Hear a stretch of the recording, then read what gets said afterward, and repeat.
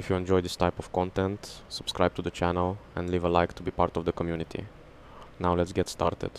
Imagine waking up tomorrow and discovering that the money you have in your account is worth nothing anymore. This is not science fiction. This has already happened. And when it happens, those who were not prepared lose everything. While those who understood the rules of the invisible game manage to survive, feed their families, and even prosper. In 1945, Germany was destroyed. The factories had turned into rubble. The banks were closed, and the dollar, or any official currency, had completely lost the trust of the population. Farmers refused to accept paper money. Workers did not want to receive their wages in cash. The financial system, as people knew it, had simply stopped functioning. But here's what no one expected. The economy did not die. It simply changed form. Without the government organizing things, without a central bank operating, without any law determining what should happen, people began to create a new system on their own. Fur coats were traded for potatoes. Encyclopedias became shoes. Light bulbs were worth cooking oil. It was a chaos. It seemed like it. But beneath that chaos, something much more interesting was forming. What emerged at that moment was not just an alternative economy. It was proof that the human being, when pushed against the wall, does not stop. He improvises. And this improvisation has its own rules. Rules that most people never learn because they never needed to. But the most intriguing point of this entire story is not what people were trading. It is what became money. Amid all that destruction, one specific item began to circulate as if it were currency. It was not gold. It was not silver. It was something that seemed, at first glance, completely insignificant. And the reason why this item assumed that role says more about how money really works than any economics book will ever teach you. Let's understand this calmly. Because what happened in post-war Germany was not an isolated case. The same pattern repeated itself in other places, at other times. And understanding this pattern can be the difference between coming out of a crisis empty-handed or with something that still has value. The modern financial system is built on a foundation that most people never stop to think about: trust. When you accept a dollar in exchange for a product, you are not accepting a piece of paper. You are accepting the promise that other people will also accept that paper. It is a collective illusion, and it works perfectly as long as everyone believes in it. The problem begins when that belief starts to crack. And throughout history, it has cracked several times. In some situations, the collapse was slow. In others, it happened overnight. And in all of them, the people who survived with more dignity were those who understood one fundamental thing. Value does not disappear. It only changes address. If you are enjoying this content, subscribe to the channel, like the video, and comment below what you think. And tell me which city or country you're watching this from right now. In the destroyed Germany of 1945, the item that became currency was American cigarettes. Not because someone decided it, not because any government decreed it, but because cigarettes had four characteristics that any efficient currency needs to have. They were standardized, portable, divisible, and desired by almost everyone. Those who did not smoke still accepted them, because they knew someone else would want them. No one signed a contract. No one voted on that decision. And that was how, without any planning at all, a parallel economy quietly took shape in the middle of the ruins. In 1945, this informal market was already supplying 20% of all the food in Germany. In 1946, in some specific product categories, that number reached 50%. Workers received coal as a form of payment. City residents traveled for hours to the countryside to trade clothes and objects for food. The system was imperfect, slow, full of friction, but it worked. And it worked for 3 entire years, until a new reliable currency was introduced in 1948. The moment when the Deutsche Mark entered circulation was revealing. Almost overnight, store shelves were filled with products again. The parallel market, which had lasted for years, disappeared in weeks. This proves something that economists have debated for centuries, but that history demonstrates with brutal clarity. The market does not need to be built. It already exists. What keeps it alive or kills it is the presence, or the absence, of trust. This same phenomenon was observed in a completely different environment and under even more controlled conditions. During World War II, a British economist was imprisoned in a prisoner of war camp. What he documented in that place changed the way many academics understand human economic behavior. Inside the camp, all prisoners received packages from the Red Cross. These packages contained food, clothing, and cigarettes. There was no bank. There was no government. There was no price system established by anyone. But in a short time, the prisoners began to trade items among themselves. Coffee for chocolate, cigarettes for food, clothes for other goods. What was necessity turned into a spontaneous market. Over time, prices began to stabilize. An informal board of values started to emerge among the prisoners. And cigarettes, once again, assumed the role of universal currency in that closed space.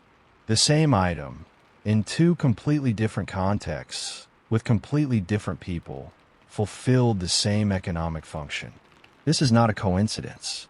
It is human behavior functioning exactly as it has always functioned throughout history. The conclusion that this economist recorded is simple and powerful. An economy emerges naturally whenever there are people free to trade. It does not matter where.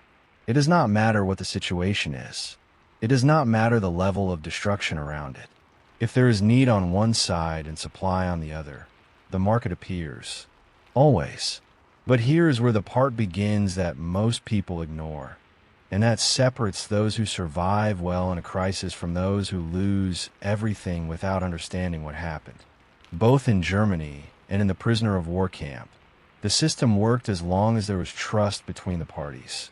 As long as the value of the cigarette was predictable, exchanges happened with fluidity.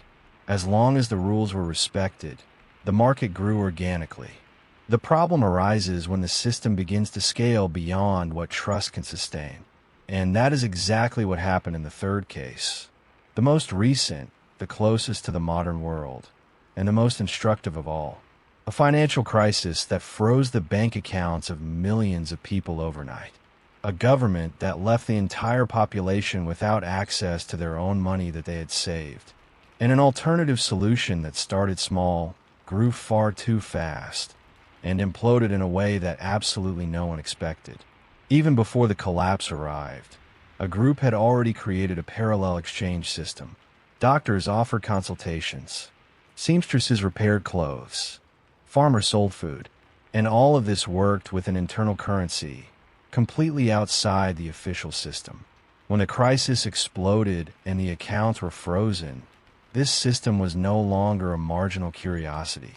It was the only real way out for millions of families who needed to eat the next day. In 2001, Argentina collapsed. The government froze bank accounts unilaterally and without prior notice. Overnight, millions of people woke up without access to the very money they had saved over years. It was not a slow crisis, the kind that gives time to prepare. It was an immediate, violent shock that left families unable to buy food, pay rent, or honor any basic day-to-day commitments. What made this case different from the previous ones was that the solution already existed before the crisis arrived. A group of people had created, years earlier, a system called a barter club. The idea was straightforward. Each participant offered something, a service, a product, a skill, and in return received an internal currency called credit. With that credit, they could access what other members offered within the network. When the financial collapse hit the entire country, this system stopped being a curious alternative and became a concrete matter of survival. Within a few months, the number of clubs exploded across the territory.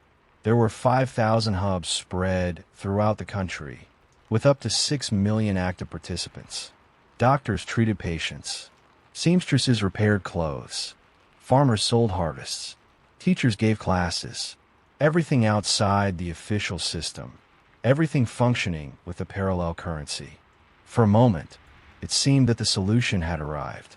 That the people had found, on their own, a real way to bypass the institutional collapse. And in fact, for many families, those clubs were the only reason they were able to eat during the hardest months of the crisis. But then something began to change silently. And this was where the system showed its most brutal limit. With the rapid and sudden growth, the profile of the participants changed completely. In the beginning, those who joined the club had something concrete and useful to offer the community. But as the crisis deepened and desperation increased, people began to join without any real skill or product to put into the system. They wanted to consume, but they had absolutely nothing to contribute back. And the system, which depended on a healthy balance between supply and demand, began to deform internally in an irreversible way. Then came the mass counterfeiting. Fake credits flooded the clubs in large volumes and without control. The internal currency, which had worked because people placed trust in it, lost that support with frightening and irreversible speed.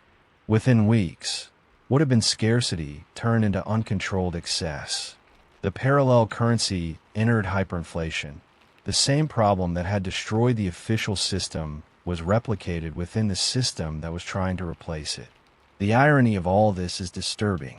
The instrument created to escape financial collapse reproduced, on a smaller scale and in accelerated time, exactly the same mistakes that brought down the original system. Trust built over years disappeared in weeks. The clubs collapsed. When the Argentine government resumed paying benefits in pesos and access to accounts was gradually restored, the clubs disappeared almost as quickly as they had grown. People returned to the official system as soon as it began to offer some concrete minimum stability again. What this collapse reveals goes far beyond Argentina. It shows that a parallel economy carries within it the same fragile DNA as any economic system. It depends on trust to exist. It breaks when there is systematic abuse. And it does not survive growth without a solid structure to sustain it. The three cases together, Germany, prisoner of war camp, Argentina, form a complete portrait of how human beings react when the system around them fails. First, they improvise with what they have. Then they organize the chaos into informal rules. And then, inevitably, they face the same limits they were trying to bypass. The question that remains is not whether something like this could happen again. The question is what you would do if it happened tomorrow. Because history does not give advance warning. It simply happens. And those who understand how value really works, not the value of paper, but the concrete value of what people need, are the ones who pass through any crisis with something still in their hands. 3 stories. 3 different countries, 3 distinct moments in history, and a single pattern that repeats with a precision that should make us think much more deeply about what we really understand about money, value, and crisis. What the Germany of 1945, the prisoner of war camp, and Argentina in 2001 have in common is not the type of crisis. It is the human response to the crisis. When the official system stopped, people did not sit still waiting for someone to fix it. They created, adapted, negotiated, and in that process, they revealed something that no economics manual makes clear enough. Money was never the value itself. It has always been only the vehicle. When the vehicle breaks, value does not disappear. It migrates. It goes to cigarettes, to community credit, to potatoes traded for a fur coat. Value is always in what people need and in what someone is able to offer. As long as those 2 things exist, an economy exists. With or without the dollar. With or without a central bank. But the story does not stop at the beautiful part of human resilience. It also shows the limits. And understanding these limits is just as important as understanding the capacity for adaptation. The first limit is scale. Alternative systems work well in small and cohesive communities, where people know each other by name, where there is real social accountability, and where abuse is difficult to hide for very long.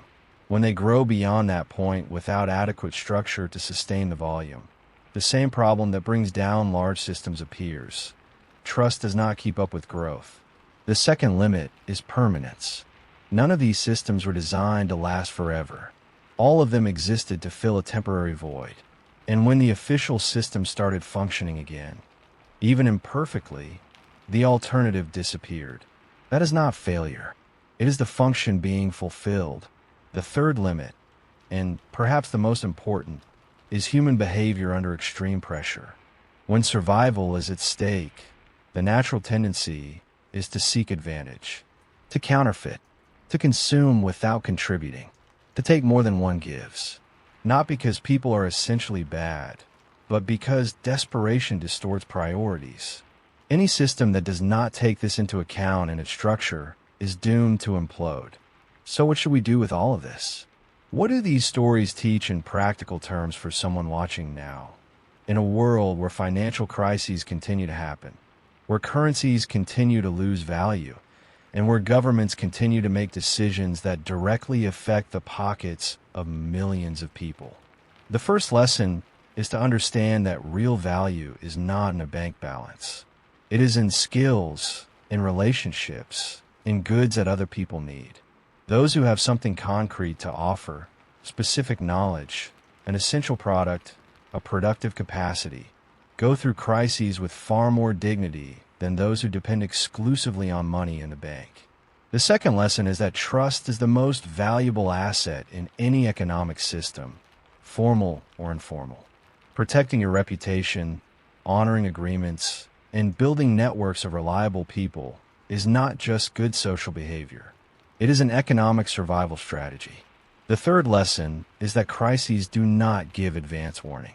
Germany did not wake up in 1944 thinking that in a year it would be using cigarettes as a medium of exchange. Argentina did not wake up in 2000 imagining that in a year the banks would close their doors to their own population. Preparation is not paranoia. It is the honest recognition that systems fail, and that those who think ahead act better when the moment arrives. Money is a collective promise. As long as everyone believes in it, it works perfectly. When that belief cracks, what remains is what you truly have: your skills, your network, your concrete resources. These three historical cases are not curiosities of the past. They are mirrors, and what they reflect is a simple and direct question. If the dollar lost its value tomorrow, what would you have to offer? If this content made you think differently about money and value, subscribe to the channel, like the video, and comment below what you thought. And tell me which city or country you're watching this from right now.